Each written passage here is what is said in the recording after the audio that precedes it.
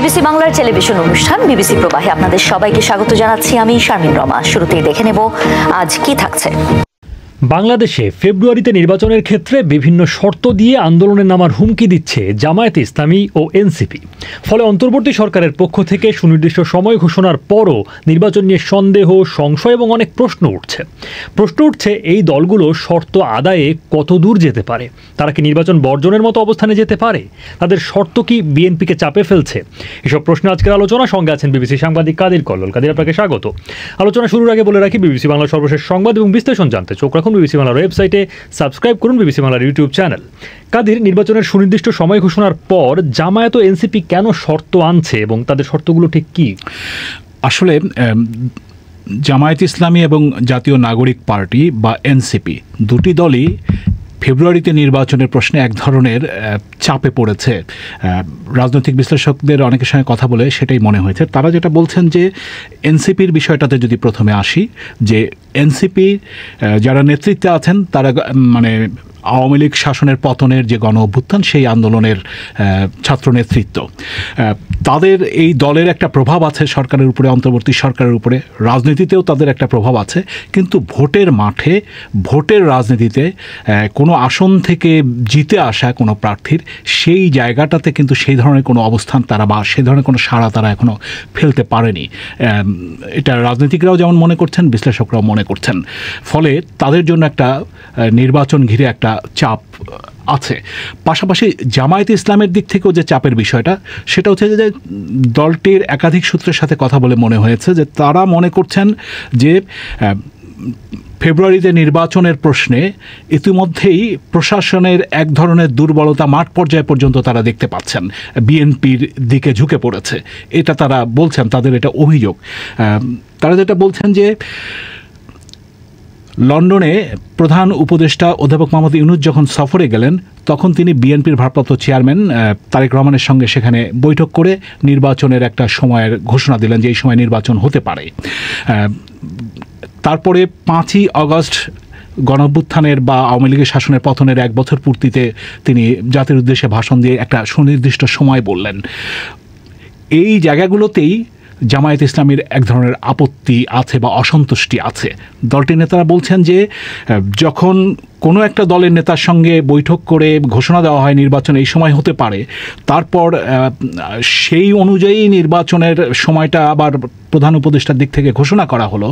ফলে তারা মনে করছেন যে পুরো বিষয়টা একটা দলের পক্ষে যায় কিনা, বা মানে অন্য দলগুলো সেখানে লেভেল প্লেয়িং ফিল্ডের যে বিষয়টা সেটা থাকে না।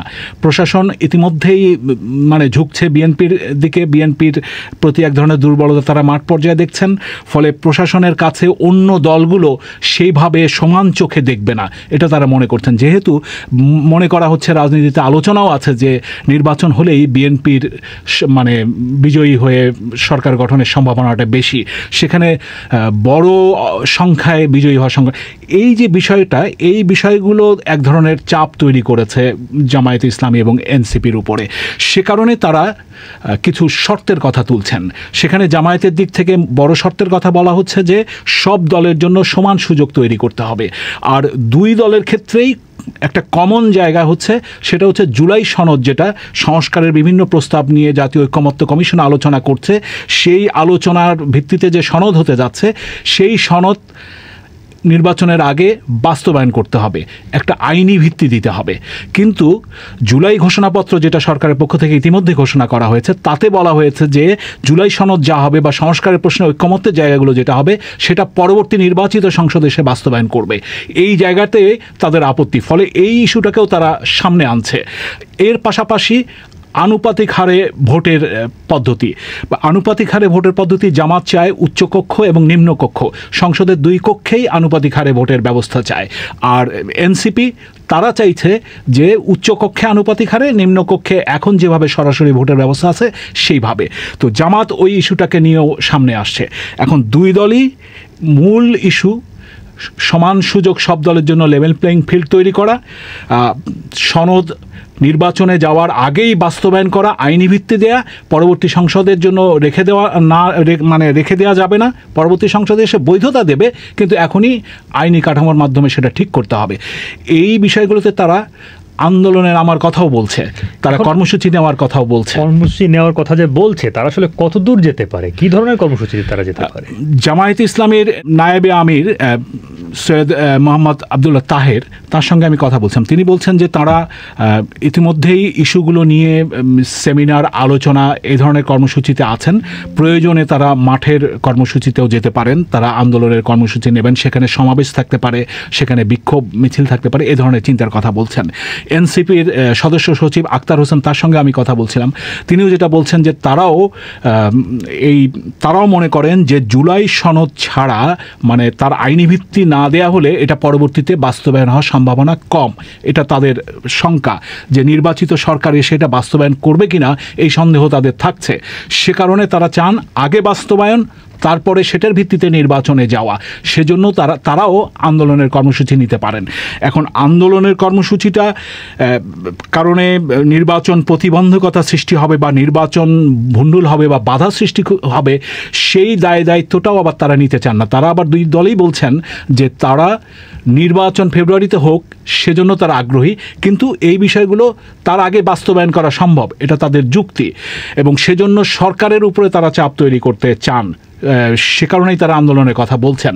তবে জামায়াতের একাধিক সূত্রের সাথে আমার কথা বলে যেটা মনে হয়েছে যে তাদের এই শর্তগুলো যদি পূরণ না হয়, তারা মনে করেন যে তখন যে পরিবেশটা তৈরি হবে, সেই পরিবেশটাতে বিএনপির জন্যই অন্যতম প্রধান দল বিএনপি, তার মাঠে সমর্থক বেশি। জামাত যদিও একটি সংগঠিত দল, কিন্তু তাদের কিন্তু মানে লার্জ স্কেলে, মানে ব্যাপক ভিত্তিতে যে জনসমর্থন, সেই জায়গাটা নেই, কিন্তু তাদের সংগঠন শক্তি, মানে সংগঠিত সব জায়গাতেই।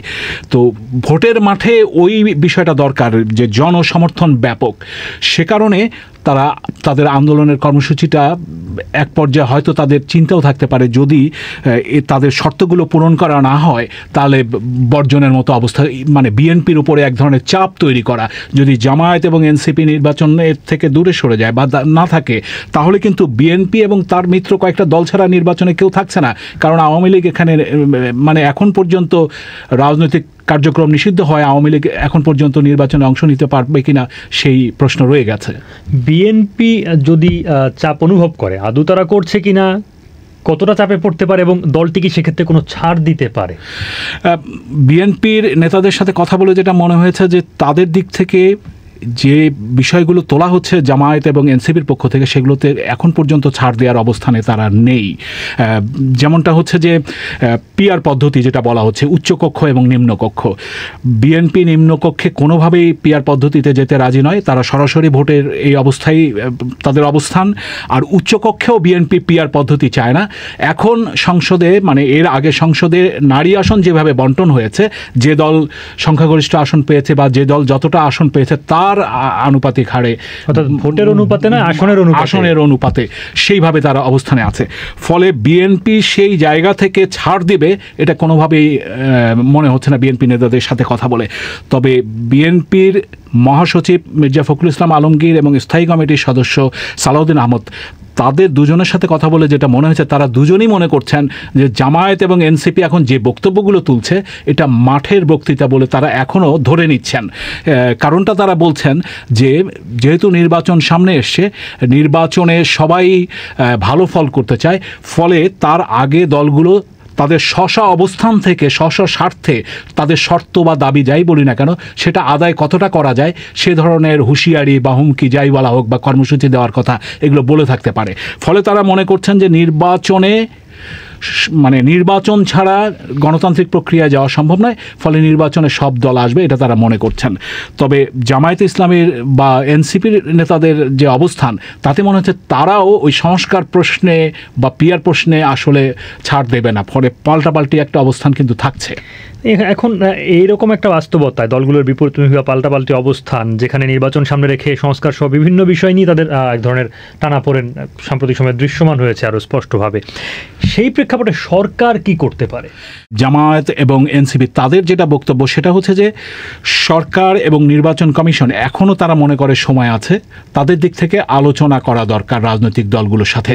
তারা বলছেন যে নির্বাচনের তারিখ যখন সময় যখন ঘোষণা করা হয়েছে ফেব্রুয়ারিতে নির্বাচন হবে সুনির্দিষ্ট করে, তখন দলগুলোর সাথে আলোচনা না করেই ঘোষণা করা হয়েছে। জামায়াতের নেতারা এটাও বলছেন যে 5ই আগস্টে গণঅভ্যুত্থানের বছর পূর্তিতে যখন জুলাই ঘোষণাপত্র ঘোষণা করা হলো তখন কিন্তু নির্বাচন একটা ধারণা দেয়া হয়েছে, আবার সেদিনই জাতির উদ্দেশ্যে ভাষণ দিয়ে বলা হয়েছে। তারা মনে করছে সরকারের উপরে চাপ কোনো পক্ষ থেকে দেয়া হচ্ছে কিনা, যে কারণে নির্বাচনের সুনির্দিষ্ট সময় সরকার এত তাড়াতাড়ি অন্য দলগুলোর সাথে আলোচনা না করে দিয়ে দিয়েছে। ফলে এখানে সরকারের দায়িত্ব যে রাজনৈতিক দলগুলোর সাথে কথা বলা। সরকারের একজন উপদেষ্টার সঙ্গে আমি কথা বলেছি, তিনি যেটা বলছেন যে সরকার মনে করছে যে সরকার নির্বাচনের একটা সময় দিয়ে দিয়েছে, রাজনৈতিক দলগুলোর সঙ্গে জাতীয় ঐক্যমত্য কমিশন আলোচনা করছে, তার ভিত্তিতে সংস্কার প্রশ্নে যেভাবে আগায় সেভাবে এগোবে এবং সনদ ঘোষণা করা হবে, তারপরে বাস্তবায়নের প্রশ্ন তো পরবর্তী সংসদ ছাড়া করার সুযোগ নেই, এটা সরকারের বড় অংশই মনে করছে। এছাড়া যেটা হচ্ছে যে নির্বাচন কমিশনের দিক থেকে বলা হয়েছে যে তারা অল্প সময়ের মধ্যে রাজনৈতিক দলগুলোর সঙ্গে নির্বাচনের তফসিল বা অন্যান্য বিষয় যেগুলো আছে সেগুলো নিয়ে আলোচনা করবে। সরকার এখন নির্বাচনকে অগ্রাধিকার দিয়ে এগোতে চাইছে, কিন্তু সরকারের এর বাইরে আর কিছু করণীয় নেই। নির্বাচন কমিশনই এখন রাজনৈতিক দলগুলোর সাথে আলোচনা করবে, সেটাই সরকারের দিক থেকে বলা হচ্ছে। তবে রাজনৈতিক বিশ্লেষকদের অনেকে মনে করছেন যে সরকারের ভেতরেও কিন্তু কোনো পক্ষ থেকে ফেব্রুয়ারিতে নির্বাচন হবে নির্বাচনের প্রশ্নে বা সুনির্দিষ্ট সময়ের প্রশ্নে এক ধরনের আপত্তি ছিল, সেটা কেউ কেউ মনে করেন সরকারের নানা রকম বক্তব্যে। তো এখন রাজনৈতিক বিশ্লেষক অধ্যাপক মাহবুবুল্লাহ, তার সঙ্গে আমি কথা বলছিলাম, তিনি যেটা বলছেন যে এখন যেটা বিষয় দাঁড়িয়েছে, সরকার মনে করছে যে সমালোচনা বা বিতর্কের মুখে না পড়ে একটা নির্বাচন দিয়ে বেরিয়ে যাওয়া, সে কারণেই তারা নির্বাচনটাকে অগ্রাধিকার দিচ্ছে, যেখানে অন্যতম প্রধান দল তারা নির্বাচন চাইছে। ফলে নির্বাচন করার জন্যই এখন সরকারকে নিশ্চিত করা, অনিশ্চয়তা যাতে না থাকে, সেজন্য হলেও সরকারের আলোচনা আবার করা প্রয়োজন, সেটা বিশ্লেষকরা মনে করছে। এখন পুরো ব্যাপারটা যেহেতু নির্বাচনের সময়কাল এবং তার সঙ্গে সম্পর্কিত অন্যান্য বিষয়, সংস্কার বা অন্যান্য রাজনৈতিক নানান প্রশ্নে আবর্তিত হচ্ছে, নির্বাচন আয়োজনের ক্ষেত্রে বা নির্বাচনের জন্য এটা হুমকি হয়ে দাঁড়াচ্ছে কি? বিশ্লেষকরা মনে করছেন যে এক ধরনের তো সন্দেহ তৈরি করেছে, নানান প্রশ্ন তৈরি করেছে, এক ধরনের অস্থিতিশীল পরিস্থিতি সৃষ্টি হতে পারে যদি তারা মাঠে বা রাজপথে কোনো কর্মসূচি নিয়ে নামে। তখন এই বিরোধিতাটা জামায়াত, এনসিপি এবং জামায়াত শুধু একা নয়, তার সঙ্গে ইসলামী আন্দোলন সহ বিভিন্ন দল রয়েছে। তো তারা যখন একটা অবস্থান নিয়ে এগোবে, বিএনপি পাশাপাশি নির্বাচন ফেব্রুয়ারিতেই করার পক্ষে থাকছে বা তার সাথে মিত্র কিছু দল থাকছে, ফলে বিভক্তিটা আরও বাড়তে পারে, সেটার একটা প্রভাব পড়তে পারে। কিন্তু দলগুলো আবার এটাও মনে করছে যে নির্বাচন যাতে ভণ্ডুল না হয়, ভণ্ডুল হলে যা আরও অনিশ্চয়তা তৈরি হবে, সেই বিষয়টাও রয়েছে। বিএনপির দিক থেকে সেই বিষয়টাই এক ধরনের সামনে আনার চেষ্টা করা হচ্ছে যে নির্বাচনটা হতে হবে, নির্বাচন না হলে পরে অন্য ধরনের পরিবেশ তৈরি হতে পারে। ফলে বিশ্লেষকরা মনে করছেন যে একটা প্রতিবন্ধকতা হবে বা এক ধরনের অস্থিতিশীল পরিস্থিতির দিকে এগোতে পারে, অনিশ্চয়তা আরও বাড়তে পারে। কিন্তু নির্বাচন প্রশ্নে দলগুলোকে এক জায়গায় আসতে হবে, নির্বাচনের বিকল্প অন্য কিছু দিকে ছুটলে সেটা দায়িত্বটা সেই দলগুলোর উপরেই বর্তাবে। প্রতি বছর 14ই আগস্ট পাকিস্তান জাঁকজমকভাবে স্বাধীনতা দিবস পালন করে, আর তার পরের দিন অর্থাৎ 15ই আগস্ট ভারত পালন করে তাদের স্বাধীনতা দিবস। কিন্তু প্রশ্ন হলো, দুই দেশ তো একই সময় স্বাধীন হয়েছিল, তাহলে এই একদিনের ফারাক কেন? আমি সঞ্জনা চৌধুরী জানার চেষ্টা করেছি পাকিস্তান আসলে কবে স্বাধীন হয়েছে আর তারা কেন ভারতের একদিন আগে তাদের স্বাধীনতা দিবস উদযাপন করে। পাকিস্তান আর ভারত কবে স্বাধীন হয়েছিল সেটা জানার সবচেয়ে নির্ভরযোগ্য দলিল হলো 1947 সালের ইন্ডিয়ান ইন্ডিপেন্ডেন্স অ্যাক্ট। ব্রিটিশ পার্লামেন্টে পাশ হওয়া এই আইনে স্পষ্ট লেখা আছে 1947 সালের 15ই আগস্ট থেকে ভারতবর্ষ ভাগ হয়ে দুটি স্বাধীন দেশ হবে, ভারত ও পাকিস্তান। এমনকি জাতিসংঘে পাঠানো ব্রিটিশ সরকারের চিঠিতেও একটা তারিখে দেয়া আছে, 15ই আগস্ট। জাতিসংঘে ব্রিটিশ স্থায়ী প্রতিনিধি বরাবর ফরেন অফিসের তার বার্তা, এমনকি ভারত ও পাকিস্তানের সদস্যপদ সংক্রান্ত জাতিসংঘ সচিবালয়ের প্রেস বিজ্ঞপ্তিতেও বলা হয়েছে 1947 সালের 15ই অগস্ট ভারত ও পাকিস্তান স্বাধীন দেশ হিসেবে প্রতিষ্ঠা পাবে। ভারত ও পাকিস্তানের স্বাধীনতা ঘোষণা করতে গিয়ে ব্রিটিশ ভারতীয় উপমহাদেশের শেষ ভাইসরয় লর্ড মাউন্টব্যাটেন, যিনি কিনা ব্রিটিশ রাজার প্রতিনিধি হিসেবে ভারতবর্ষ শাসন করতেন, তিনি একটা সমস্যায় পড়েছিলেন। তাকে 14 ও 15ই অগস্টের মধ্যবর্তী যে রাত, সেই রাতে দিল্লিতে ভারতের স্বাধীনতার ঘোষণা দিতে হবে, আবার তার আগে পাকিস্তানের সংবিধান সভায় গিয়ে ক্ষমতা হস্তান্তরের অনুষ্ঠানও করতে হবে। এমন অবস্থায় তিনি 13ই অগস্ট করাচি আসেন। 14ই অগস্ট সকালে পাকিস্তানের সংবিধান সভায় ভাষণ দেন এবং আনুষ্ঠানিকভাবে জানান 14 ও 15ই অগস্টের মধ্যবর্তী রাতেই পাকিস্তান স্বাধীন হবে। লর্ড মাউন্টব্যাটেন স্পষ্টভাবে বলেছিলেন, ব্রিটিশ কমনওয়েলথের স্বায়ত্তশাসিত রাষ্ট্র হিসেবে আগামীকাল অর্থাৎ 15ই অগস্ট পাকিস্তান সরকারের ভার আপনাদের হাতে থাকবে। আগামীকাল অর্থাৎ 15ই অগস্ট 2 নতুন সার্বভৌম রাষ্ট্র কমনওয়েলথে যোগ দেবে। এগুলো নতুন দেশ নয়, বরং প্রাচীন ও গৌরবময় সভ্যতার উত্তরাধিকারী। অর্থাৎ স্বাধীনতার মুহূর্ত আসলেই ছিল 14ই অগস্ট রাত 12টা, যা আন্তর্জাতিকভাবে 15ই অগস্টের সূচনা।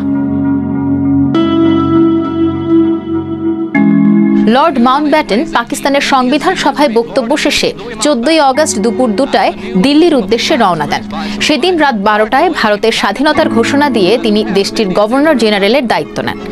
লর্ড মাউন্টব্যাটেনের ঘোষণা মতে 14 ও 15ই অগস্টের মধ্যবর্তী রাত 12টায় বিশ্বের মানচিত্রে নতুন স্বাধীন ও সার্বভৌম রাষ্ট্রের জন্ম হয় ভারত ও পাকিস্তান।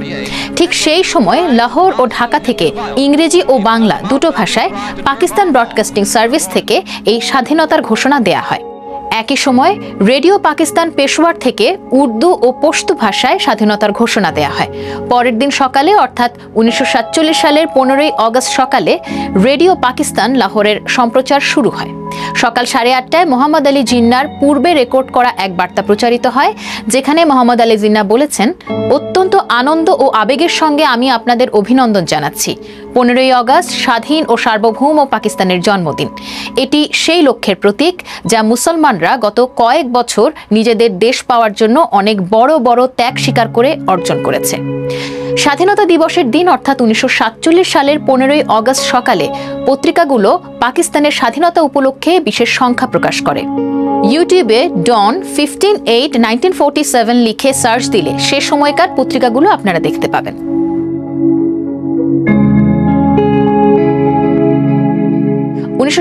সালের 15ই অগস্ট পাকিস্তানের প্রথম সরকারি গেজেট প্রকাশিত হয়, যেখানে মোহাম্মদ আলী জিন্নাহকে পাকিস্তানের গভর্নর জেনারেল হিসেবে নিয়োগ এবং সেদিনই দায়িত্ব গ্রহণের তথ্য দেয়া আছে। সেদিনই লাহোর হাইকোর্টের প্রধান বিচারপতি জাস্টিস আব্দুর রশিদ জিন্নাহকে শপথ করান এবং নবাবজাদা লিয়াকত আলী খানের নেতৃত্বে পাকিস্তানের প্রথম মন্ত্রিসভার সদস্যরাও শপথ নেন। এসব তথ্য প্রমাণ থেকে স্পষ্ট যে পাকিস্তান 14ই অগস্ট নয়, বরং 1947 সালের 15ই অগস্ট প্রতিষ্ঠিত হয়েছিল। 1948 সালের 9 জুলাই পাকিস্তানের ডাক বিভাগ যে প্রথম ডাক টিকিট প্রকাশ করে, তাতেও লেখা দেশটির স্বাধীনতার তারিখ 1947 সালের 15ই অগস্ট। অর্থাৎ যখন এই ডাক টিকিটগুলোর নকশা ও প্রকাশনার জন্য ব্রিটেনে পাঠানো হয়, তখন এটাই স্পষ্ট ছিল যে পাকিস্তান 1947 সালের 15ই অগস্ট স্বাধীন হয়েছে। 1947 সালের ডিসেম্বরে সরকারি ছুটির তালিকায়ও লেখা ছিল 1948 সালের পাকিস্তান ডে হবে 15ই অগস্ট। অর্থাৎ প্রথম এক বছর কারো মনে কোনো সন্দেহ ছিল না, পাকিস্তানের স্বাধীনতা হলো 15ই অগস্ট।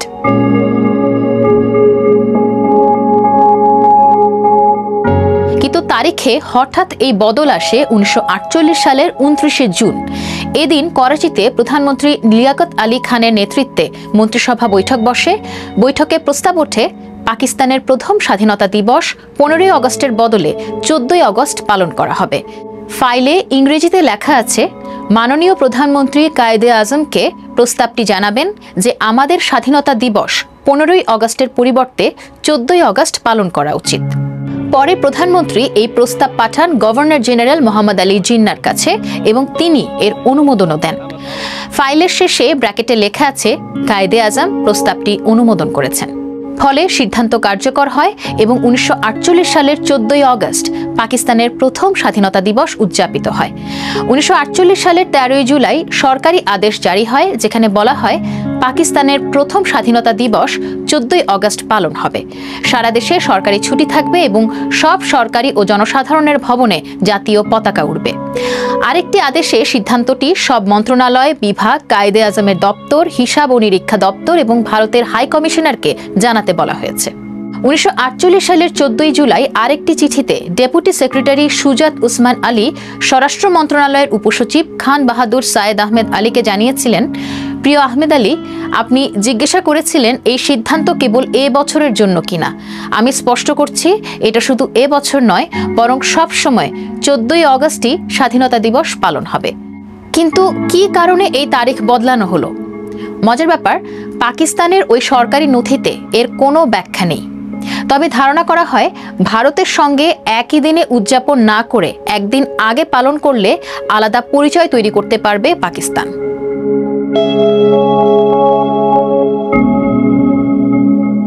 1948 সাল থেকে ধীরে ধীরে জনমনে স্থায়ী হলো পাকিস্তান 1947 সালের 14 আগস্ট স্বাধীন হয়েছে। কিন্তু আসল সত্য হলো পাকিস্তান 14 আগস্ট রাত 12টায় স্বাধীন হয়েছিল, যা আন্তর্জাতিক তারিখ অনুযায়ী 15 আগস্ট।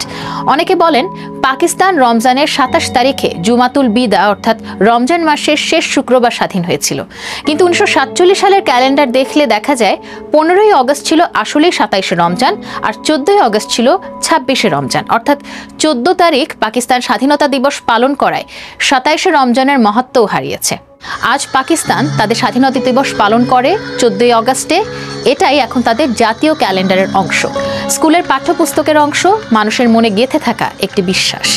কিন্তু সরকারি নথি, ঐতিহাসিক রেকর্ড আর আন্তর্জাতিক দলিল সবই একই সুরে বলছে পাকিস্তানের আসল স্বাধীনতা দিবস হলো 15 আগস্ট। তাহলে পাকিস্তান কেন ভারতের একদিন আগে স্বাধীনতা দিবস পালন করে? সংক্ষেপে উত্তর, তারা ইতিহাস পরিবর্তন করেনি, শুধু উদযাপনের তারিখ বদলেছে রাজনৈতিক ও প্রতীকী কারণে। কিন্তু এই বদলের ফলে হারিয়ে গেছে আসল দিনটির আন্তর্জাতিক স্বীকৃতি, আর অস্বীকার করা হয়েছে 27শে রমজানের রাতকে, যেদিন দক্ষিণ এশিয়ার মানচিত্রে জন্ম নিয়েছিল ইসলামী বিশ্বের অন্যতম বড় দেশ পাকিস্তান।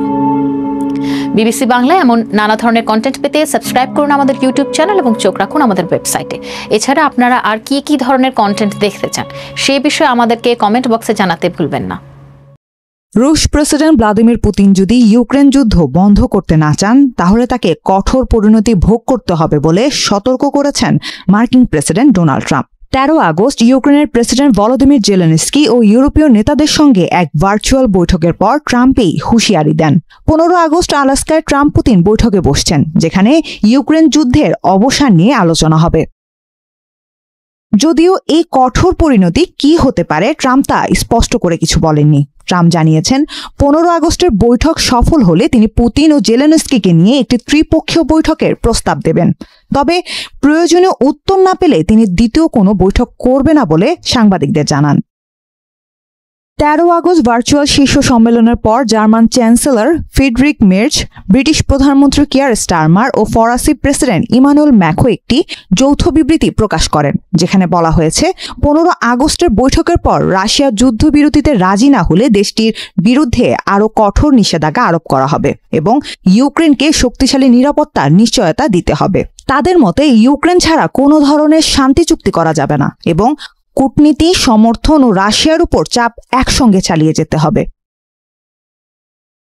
বৈঠকে জেলেনস্কি জানান পুতিন আসলে সবাইকে ব্লাফ দিচ্ছেন এবং ইউক্রেনের সব ফ্রন্টে চাপ সৃষ্টি করে তিনি দেখাতে চাইছেন যে রাশিয়া গোটা ইউক্রেন দখল করতে সক্ষম। তিনি আরও বলেন পুতিন এমন ভান করছেন যেন পশ্চিমা নিষেধাজ্ঞাগুলো তার জন্য তেমন কোনো গুরুত্ব বহন করে না, অথচ বাস্তবে এসব নিষেধাজ্ঞা রাশিয়ার অর্থনীতিকে মারাত্মকভাবে ক্ষতিগ্রস্ত করছে। কিন্তু রাশিয়ার যুদ্ধ থামানোর কোনো লক্ষণই নেই। তার ভাষায় রাশিয়াকে যুদ্ধবিরতিতে বাধ্য করতে হবে। সম্প্রতি ট্রাম্প বলেছেন তিনি দেখতে চান পুতিন যুদ্ধ শেষ করতে সত্যিই আগ্রহী কিনা। যুদ্ধবিরতির জন্য এই দুই দেশকে জমি বিনিময়ের কথা ভাবতে হবে। ট্রাম্পের এই মন্তব্য কিয়েভ ও ইউরোপের মধ্যে উদ্বেগ সৃষ্টি করেছে। তবে মার্কিন ভাইস প্রেসিডেন্ট জেডি ভেন্স জানিয়েছেন ট্রাম্পের লক্ষ্য ইউরোপে শান্তি ফিরিয়ে আনা, যা ট্রাম্প নিজেই তাকে বলেছেন। তবে পুতিনের মতো অভিজ্ঞ ও কৌশলী আলোচকের সঙ্গে মুখোমুখি হলে ট্রাম্পের অবস্থান বদলে যেতে পারে বলেও আশঙ্কা করছেন বিশেষজ্ঞরা। হুমকি, নিষেধাজ্ঞা কিংবা ইউক্রেনকে সামরিক সাহায্য পাঠানো বাদ যায়নি কিছুই, তবুও থামানো যাচ্ছে না রুশ প্রেসিডেন্ট ভ্লাদিমির পুতিনকে। ইউক্রেনের নিয়ন্ত্রণ প্রতিষ্ঠায় অভিযান অব্যাহত রেখেছে তার সেনারা, যার শঙ্কার মুখে ফেলে দিয়েছে ইউক্রেন যুদ্ধ বন্ধে ট্রাম্পের নির্বাচনী প্রতিশ্রুতিকে। অবশ্য চেষ্টায় কোনো খামতি রাখছেন না ট্রাম্প। নিয়মিত ফোনে কথা বলছেন রুশ প্রেসিডেন্টের সঙ্গে, কিন্তু সকালে ট্রাম্পকে ফোনে এক কথা বলে সন্ধ্যায় পুতিন বোমা মারছেন ইউক্রেনে। এমন যখন পরিস্থিতি, তখন শেষ চেষ্টা হিসেবে সশরীরে পুতিনের সঙ্গে বসার ঘোষণা দেন ট্রাম্প। 15 আগস্ট আলাস্কায় ওই বৈঠকে নির্ধারিত হবে ইউক্রেনের ভাগ্য। এবার সেই বৈঠকের আগে ট্রাম্পকে ফোন দিয়েছেন ইউরোপীয় নেতারা। ট্রাম্পকে ঠিক কি পরামর্শ দিয়েছেন ইউক্রেনের মিত্ররা? ট্রাম্প পুতিনের বৈঠকের দিকে তাকিয়ে এখন গোটা বিশ্ব, কেননা এই বৈঠকের ঘোষণার সময় ট্রাম্প জানিয়েছেন ভূমি সমঝোতার মাধ্যমে এই যুদ্ধের স্থায়ী সমাধানের পথে হাঁটবেন তিনি। আর ট্রাম্পের এমন সিদ্ধান্তে নাখোশ ইউক্রেন ও তার পশ্চিমা মিত্ররা, কেননা ভূমি ছাড় দেবে না বলেই দীর্ঘ 3 বছর ধরে রাশিয়ার সঙ্গে যুদ্ধ করছে তারা। নিজের ভূখণ্ড রক্ষায় প্রাণ দিয়েছে হাজার হাজার সৈন্য, আর সেই ভূখণ্ডই এখন ইউক্রেনের সম্মতি ছাড়া পুতিনের হাতে তুলে দিয়ে শান্তি চুক্তি করতে চাইছেন ট্রাম্প। পুতিন বৈঠকের মাত্র 2 দিন আগে মার্কিন প্রেসিডেন্টের সঙ্গে ভার্চুয়াল বৈঠক করেছেন ইউরোপীয় নেতারা, যার মূল আলোচ্য বিষয় ছিল ইউক্রেন যুদ্ধ বন্ধের স্থায়ী উপায় খুঁজে বের করা, জানিয়ে ট্রাম্পকে বোঝাতেও সক্ষম হয়েছেন পশ্চিমা নেতারা। প্রতিবেদন অনুযায়ী ট্রাম্প ইউরোপীয় নেতাদের জানিয়েছেন তার মূল লক্ষ্য মস্কো এবং কিয়েভের মধ্যে একটি যুদ্ধবিরতি নিশ্চিত করা। সেই সঙ্গে ইউক্রেনের ভূখণ্ড সংক্রান্ত যে কোনো সিদ্ধান্তে প্রেসিডেন্ট ভলোদিমির জেলেনস্কির অংশগ্রহণের বিষয়টিও মেনে নিয়েছেন। সম্মত হয়েছেন চুক্তিতে নিরাপত্তা নিশ্চয়তা থাকার ব্যাপারেও। আর এসব তথ্য নিশ্চিত করেছেন ফ্রান্সের প্রেসিডেন্ট ইমানুয়েল মাখরো। পুতিনের সঙ্গে বৈঠকে বসার আগে ট্রাম্পের সঙ্গে ভার্চুয়াল এই বৈঠকে অংশ নিয়েছিলেন ইউরোপের অনেক শীর্ষ নেতা, যাদের মধ্যে ছিলেন যুক্তরাজ্য, ফ্রান্স, জার্মানি, ইতালি, ফিনল্যান্ড ও পোল্যান্ডের রাষ্ট্রপ্রধানরা। এছাড়াও বৈঠকে উপস্থিত ছিলেন ইউরোপীয় ইউনিয়নের প্রধান উর্সুলা ভন ডার লেইন ও ন্যাটো প্রধান মার্ক রুটে। আর এই বৈঠকে ট্রাম্পের সঙ্গে যুক্ত হয়েছিলেন তার ভাইস প্রেসিডেন্ট জেডি ভ্যান্সও। মূলত এই বৈঠকটি করা হয় ট্রাম্পকে স্মরণ করিয়ে দিতে যে আলোচনায় যেন ইউক্রেনের স্বার্থ ও ইউরোপের নিরাপত্তার বিষয়টি অগ্রাধিকার দেন তিনি। বৈঠকের সময় যখন ঘনিয়ে আসছে, তখন পুতিনকে হুঁশিয়ারিও দিয়েছেন ট্রাম্প, যেখানে তিনি বলেছেন রাশিয়া যদি যুদ্ধ থামাতে ব্যর্থ হয় তবে খুবই কঠোর পরিণতি ভোগ করতে হবে তাদের। সেই সঙ্গে তিনি আরো বলেছেন যদি শুক্রবারের বৈঠক ভালো হয় তবে তিনি দ্রুতই দ্বিতীয় বৈঠকের আয়োজন করবেন, যেখানে পুতিন ও জেলেনস্কি দুজনেই থাকবেন। আর ট্রাম্পের এমন হুঁশিয়ারির পর বৈঠকের ফলাফল নিয়ে ফের উদ্বেগ দেখা দিয়েছে ইউরোপীয় নেতাদের মধ্যে। কেননা যদি পুতিন ট্রাম্পকে রাজি করিয়ে ইউক্রেনের কিছু ভূখণ্ড ছেড়ে দেওয়ার বিনিময়ে যুদ্ধবিরতিতে সম্মত হন, তবে ইউক্রেনের অবস্থান আরো দুর্বল হয়ে যাবে। যুক্তরাষ্ট্র রাশিয়া সামিট ঘোষণার পর থেকেই ভূমি অদলবদল করার মাধ্যমে সমঝোতার কথা বলছেন ট্রাম্প। আর দীর্ঘদিন ধরে পুতিনের চাওয়াটাও এমনই, কেননা ইউক্রেনের ভূখণ্ডের একটা অংশ দখল করতেই এতদিন ধরে চেষ্টা চালিয়ে যাচ্ছেন তিনি, যা এবার সত্যি হওয়ার পথে। 15 আগস্ট সামনাসামনি বৈঠক হলেও ইউক্রেনের পরিস্থিতি কতটা উপলব্ধি করতে পারবেন পুতিন তা নিয়ে সন্দেহ আছে খোদ ট্রাম্পের মনেও। জানিয়ে ট্রাম্প বলেন, আমি পুতিনের সঙ্গে ইউক্রেনের নাগরিক নিহত বন্ধের আলোচনা করেছি, কিন্তু তারপর বাড়ি ফিরে দেখি একটি রকেট কোনো একটি নার্সিং হোম বা অ্যাপার্টমেন্ট ভবনে আঘাত করেছে আর মানুষ রাস্তায় মরে পড়ে আছে। খোদ ট্রাম্পের মনেই যখন এমন সন্দেহ, তখন 15 আগস্টের বৈঠকে যুদ্ধ বন্ধের জন্য কতটা সমঝোতায় পৌঁছাতে পারবেন এই দুই ক্ষমতাধর বিশ্বনেতা, সে প্রশ্ন রয়েই যাচ্ছে। ইউক্রেন যুদ্ধ অবসানে 15 আগস্ট বৈঠকে বসছেন মার্কিন প্রেসিডেন্ট ডোনাল্ড ট্রাম্প ও রুশ প্রেসিডেন্ট ভ্লাদিমির পুতিন। আর এই বৈঠককে কেন্দ্র করে আশায় বুক বাঁধছেন ইউক্রেনের ইউরোপীয় মিত্ররা। কিয়েভের কাছে গ্রহণযোগ্য শর্তে যুদ্ধ শেষ করতে মস্কোর উপর চাপ বাড়ানোর চেষ্টা চালাচ্ছে তারা। এই উদ্দেশ্যে ইতোমধ্যেই মার্কিন প্রেসিডেন্ট ট্রাম্পের সঙ্গে ভার্চুয়াল মিটিং করেছেন ইইউ নেতারা। এর আগে ইউক্রেন যুদ্ধ অবসানের প্রতিশ্রুতি দেওয়া ট্রাম্প বলেছেন, যুদ্ধ বন্ধে চুক্তির কাছাকাছি রয়েছে ওয়াশিংটন মস্কো। যুদ্ধ অবসানে ট্রাম্প আগেও জমি বিনিময়ের সম্ভাবনা নিয়ে আলোচনা করেছেন। তবে রাশিয়া বা ইউক্রেন কেউই শান্তি চুক্তির অংশ হিসেবে একে অপরকে জমি দিতে আগ্রহী নয়। রাশিয়াকে বড় ছাড় দেওয়া হলে ভবিষ্যতে এই অঞ্চলের নিরাপত্তা হুমকিতে পড়বে বলেও উদ্বিগ্ন ইউরোপের নেতারা। ইউরোপীয় কর্মকর্তারা বলছেন, গত সপ্তাহে ট্রাম্প প্রশাসনের কাছে যুদ্ধবিরতির প্রস্তাব রেখেছিলেন পুতিন। সেখানে পূর্ব ইউক্রেনের কিছু অঞ্চলের দাবি করে মস্কো। ইউক্রেনের প্রেসিডেন্ট জেলেনস্কির দাবি, 6 আগস্ট মার্কিন বিশেষ দূতের সঙ্গে বৈঠকে পুতিন তার প্রস্তাবটি শেয়ার করেছিলেন। এতে পূর্ব দোনেস্ক অঞ্চলের পুরোটা হস্তান্তর করতে বলেছেন রুশ প্রেসিডেন্ট। এই অঞ্চলের 1/3 এখনও কিয়েভের দখলে রয়েছে। তবে যুদ্ধবিরতির জন্য দোনেস্ক হস্তান্তরের বিষয়টি প্রত্যাখ্যান করেছে ইউরোপ। শুধু তাই নয়, অন্য কোনো পদক্ষেপ নেওয়ার আগে যুদ্ধবিরতি কার্যকরের দাবিও তোলেন তারা। গত সপ্তাহে ইউক্রেনের প্রেসিডেন্ট জেলেনস্কি বলেছিলেন, রাশিয়া যা করেছে এতে তারা কিছু আশা করতে পারে। ইউক্রেনীয়রা তাদের জমি দখলদারদেরকে কিছুতেই দেবে না। যুদ্ধবিরতি বা যুদ্ধ বন্ধে পুতিনের সদিচ্ছা নেই বলেও দাবি করেন জেলেনস্কি। মার্কিন প্রেসিডেন্ট ডোনাল্ড ট্রাম্প জানান, অঞ্চল ছেড়ে দেওয়ার বিষয়ে একদমই একমত নন জেলেনস্কি। এই জন্য ইউক্রেনের প্রেসিডেন্টের কড়া সমালোচনাও করেন ট্রাম্প। তিনি বলেন, আমি জেলেনস্কির সঙ্গে একমত, তবে তিনি যা করেছেন তার সঙ্গে একমত নই। এটি এমন একটি যুদ্ধ যা কখনোই হওয়ার কথা ছিল না। ট্রাম্প আরো বলেন, জেলেনস্কি যখন বলেছিলেন জমি দিতে তার সাংবিধানিক অনুমোদনের প্রয়োজন আছে, তখন আমি বেশ বিরক্ত হয়েছিলাম। যুদ্ধে জড়িয়ে সবাইকে হত্যা করার অনুমোদন আছে তার, কিন্তু জমি বিনিময়ের জন্য তার অনুমোদন লাগবে। ট্রাম্পের মতে ইউক্রেন রাশিয়া সম্ভাব্য শান্তি চুক্তিতে সীমারেখার জটিলতা মেটাতে জমি বিনিময় হতে পারে, যা উভয় পক্ষের জন্যই ভালো মন্দ দুই দিকই বয়ে আনবে। শেষ পর্যন্ত তার লক্ষ্য দুই নেতাকে একই ঘরে বসিয়ে সমাধানের পথ বের করা। সবাইকে শুভকামনা জানিয়ে আমি শারমিন রমাজ এখানে বিদায় নিচ্ছি। ভালো থাকবেন।